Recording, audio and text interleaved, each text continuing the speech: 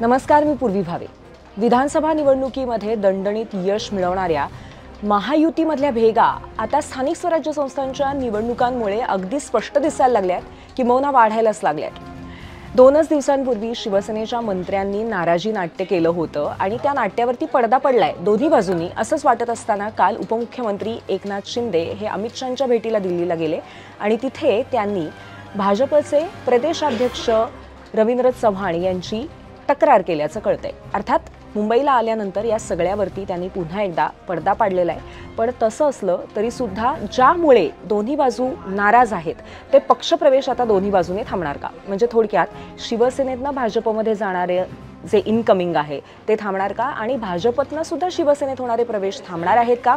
या व्यतिरिक्त मुंबईमध्ये राष्ट्रवादीने महापालिकेच्या निवडणुकांची जबाबदारी नवाब मलिकांवरती दिल्यामुळे भाजपत नाराजी आहे।